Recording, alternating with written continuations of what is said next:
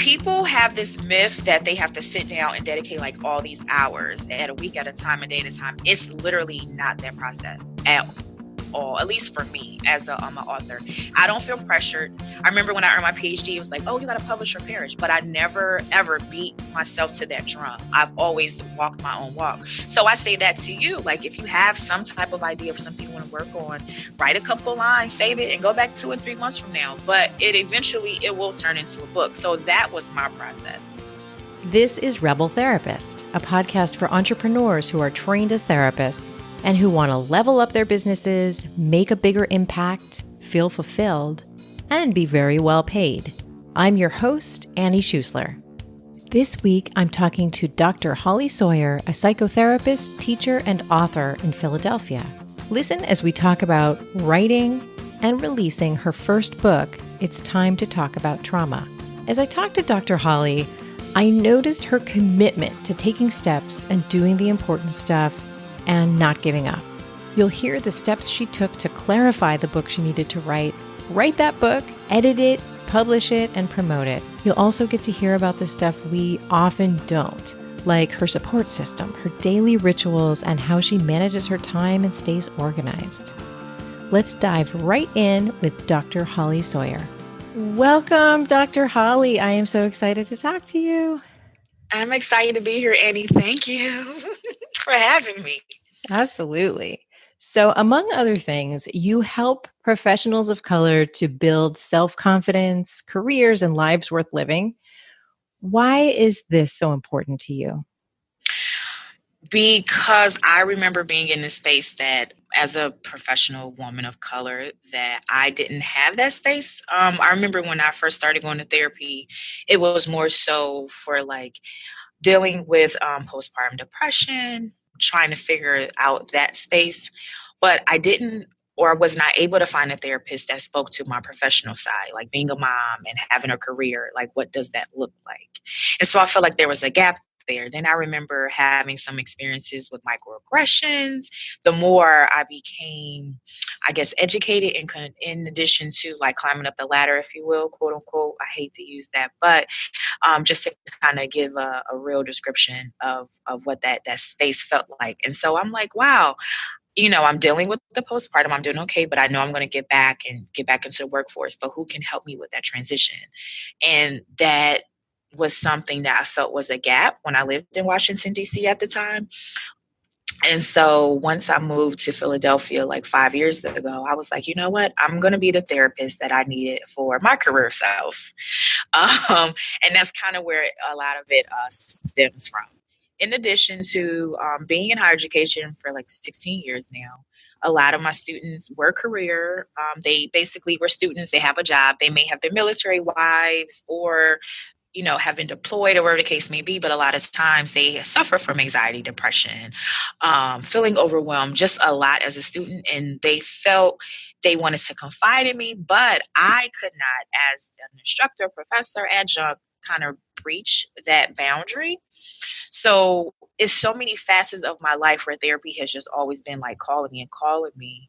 And I said, you know what, I'm going to go back so that I can be able to help not only professionals of color, but students. Because I see college students as well, and not just your traditional college students. I see students who are like in med school, who are in their early 40s, people who are transitioning, changing from career to the next. But everything, again, is around transitioning careers, like you said. Excellent. And you recently released a book. Yes. It's Time to Talk About Trauma. Yes. So, tell us about who the book is for and what it offers them. So it's an actual workbook for people who are not quite ready to go to therapy yet, but they know that they want to start the process to kind of figure out, like, what is this that I'm feeling? Is this anxiety? Is this depression? Am I really suffering from depression? So this book is full of resources so that if you want to start to do some of your inner work on your own, you can, because I have assessments, I have worksheets, I have an actual script, a list of questions that you can ask the therapist once you are ready to make that step. I have a huge list of glossary terms that you and I use that a lot of people may not know, like what some of those behavioral health definitions are. I talk about stress and work workplace burnout, how to assess for that, and then what are some things you can do. Triggers, and it's not just related for people who are in recovery or substance users, but triggers for people who may have suffering from anxiety or PTSD. What triggers me? Is it a certain, place that I can't go to?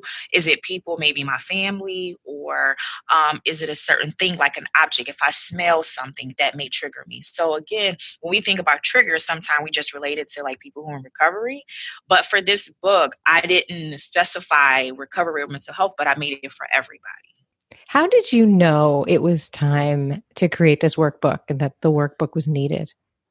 Wow. So, wow. Okay. Full disclosure, Annie. Only you. Only you. So I was at a job that I did not like, and I shut myself literally for like 5 days in a row, and I would just type away. And I said, if I was someone who was looking for therapy, would I want an actual book that I read and then put away and forget? Or do I want something that is very interactive?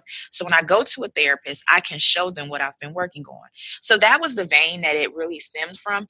And so while I'm trying to transition and get away from this job that I loathe, I would just write, and I would create these different worksheets that came from CBT, DBT, practicing mindfulness, distorted thinkings, some maladaptive behaviors that people may not know is maladaptive. But I put all that in there. People, again, who are suffering from workplace stress or burnout, like that is really where this book came from. And I felt like everybody has workbooks. Well, I won't say everybody, but I've noticed when I would go to trainings and workshops that people had workbooks for the clinicians. And then if you were maybe, out in the community, you could maybe find a book that's specific for like PTSD, anxiety, depression, how to practice mindfulness. But there wasn't a book that kind of walked you through the process from the beginning. What is trauma? What does this look like? And breaking it down, because sometimes we think about trauma, most people think it's physical, and they don't think about maybe Hurricane Katrina being a traumatic event. So I talk about environmental type trauma. And so I kind of walk you through what that is. And then I break it down into symptomologies of depression, anxiety, PTSD, insomnia, anger management, things like that, with, again, a host of different worksheets that is applicable for you. Now, again, some people may not have used substances to cope with their trauma, so that section may not be applicable for you, but it's something in there literally that can relate to everybody. In a way, it seems like there's something very political about the book, in that you're defining trauma in a way that applies to a lot of people. You're applying, you're saying this incident, which in dominant culture may or may not be named as trauma. Like, let's look at that. Let's take that really seriously. Yes, and thank you for pointing that out, because a lot of times people be like, well, I've never had any sexual trauma. And I'm like, okay. So for example, I have a client who finds it very normal to have recently been beaten by the police. And I said, well, why do you think that this is normal? Well, where I grew up in Brooklyn, this is normal. This is an everyday occurrence. So I didn't think anything of it. And I was like, well, even though it's an environmental norm because of where you live, it's not normal. You've experienced a type of trauma.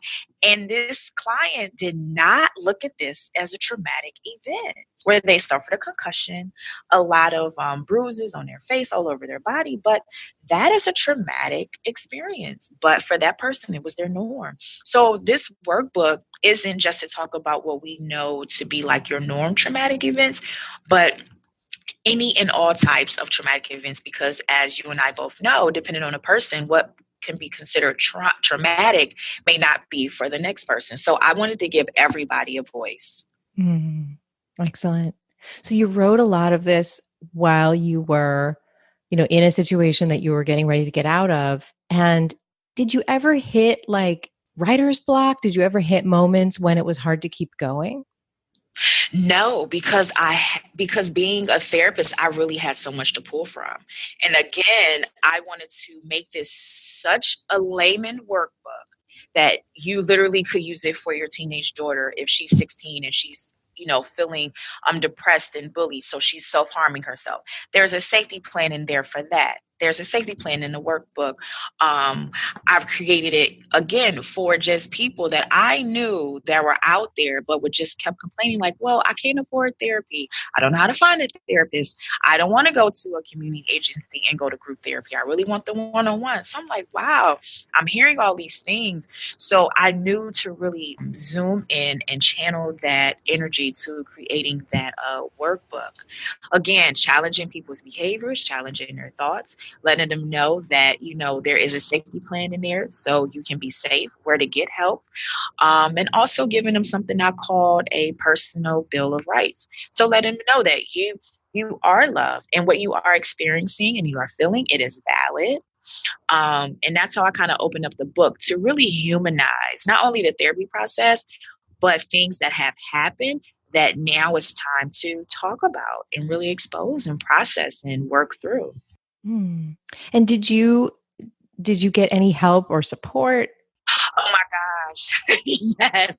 My husband was super, super, super supportive, and he would stay up with me like late nights on the weekends, because when I did transition from the job that I was at, I took on another position full time, and it stopped me really like for about 9 months or so from able to really put the work that I had and the time I had before back into the book. But I said, you know what?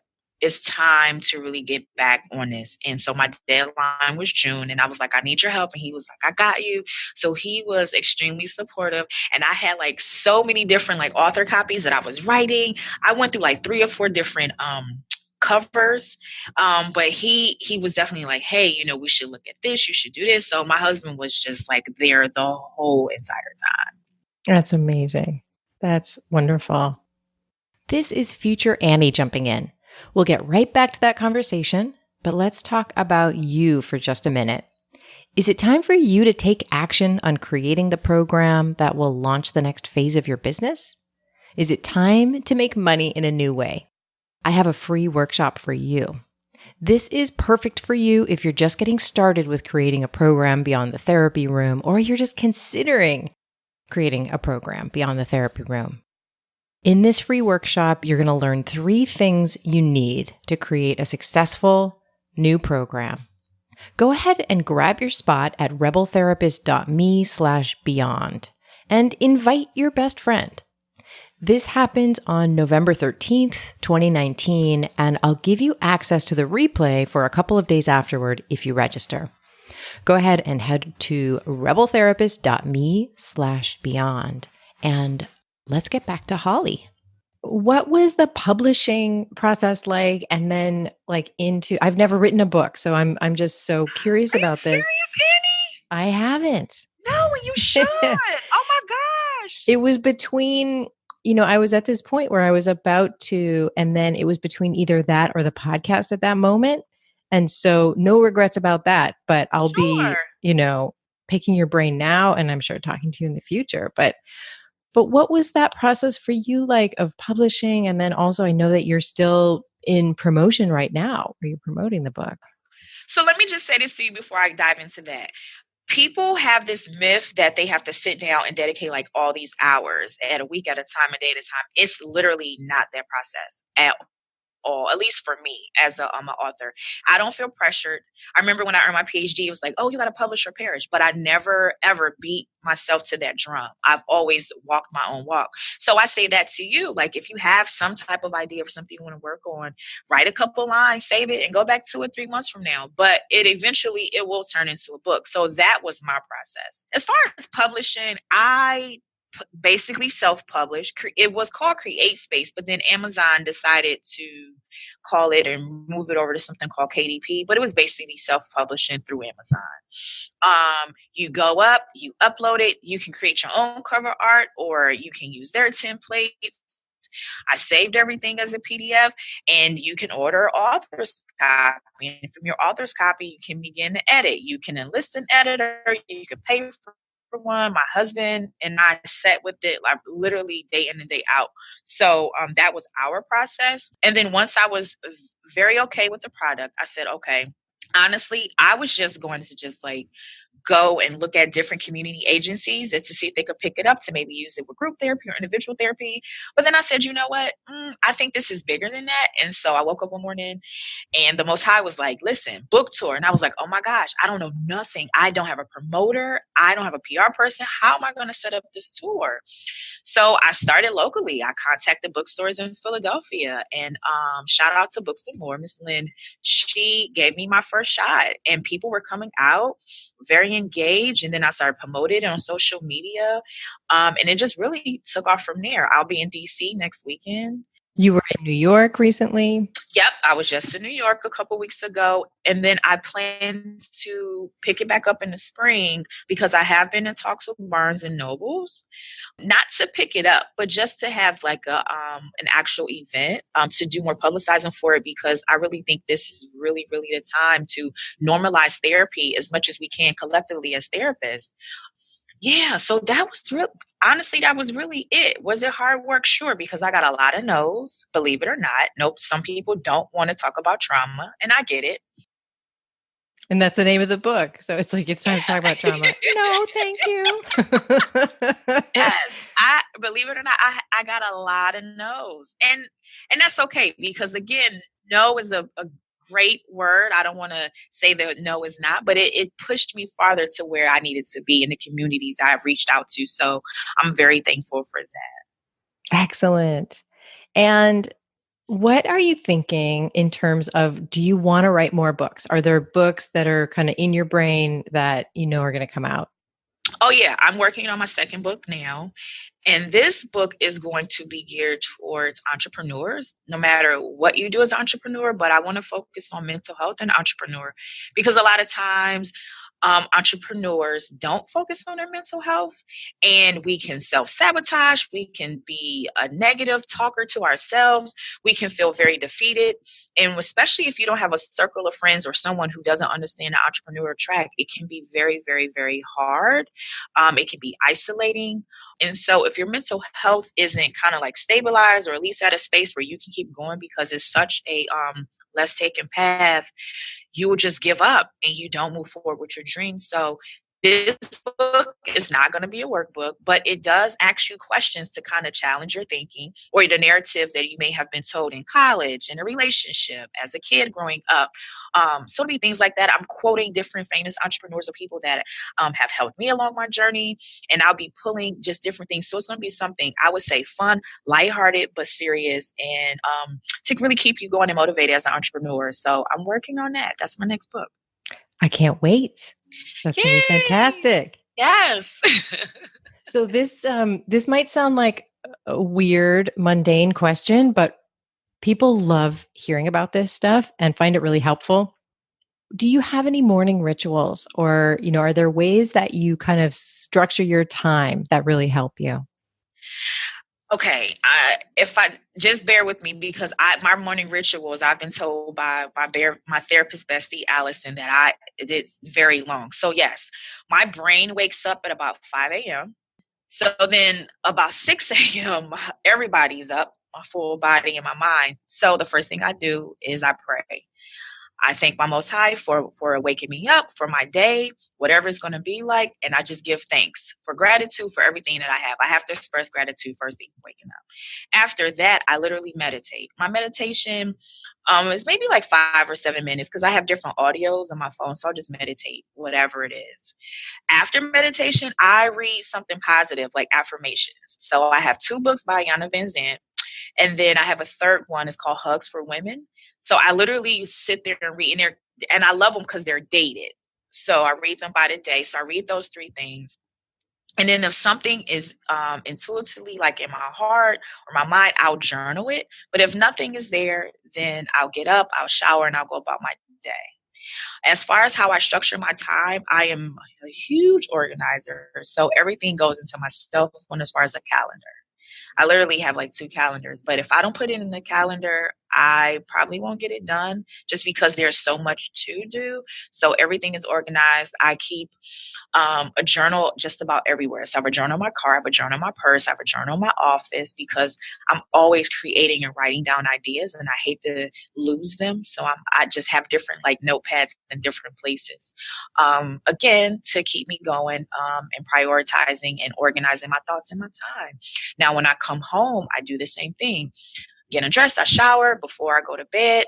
I definitely journal about my day, express gratitude. I pray and I meditate. Amazing. Amazing. So you wake up at 5, and is My that, brain does. it's just like a natural thing that happens for you? You don't set an alarm for 5? No, I don't. And it's like a love and hate relationship with that because I'm not a morning person. Oh my gosh, I hate the morning, but I can't stop my brain from like waking up. And as soon as it's waking up, it's like giving me like all these ideas and then things I need to do for the day. But my body is like, oh, I'm going to rest another hour. And so I just, no, I wish I could shut it, but it's nothing I can do. And are you the only one who's up at that time? Does your husband get up then too? He's an early riser too. Sometimes he'll beat me up, but he's an insomniac. So he can go to sleep as late as like 2, 3 in the morning, and then he's up between like 5 and 7. And I'm like, oh, how do you do it? So, but yeah. When you think back to the beginning of your business, what advice would you have for the you of that time? And maybe something that is kind of a big picture kind of advice and something that's just like very tactical. Don't sell yourself short. A lot of times we think like, oh, nobody's going to want to see me when they have all these other professionals who are already licensed or who are already established. So I'll only list myself on one directory. I'll charge this very low rate and I'll just undervalue everything that I know I have experience and I've went to college for.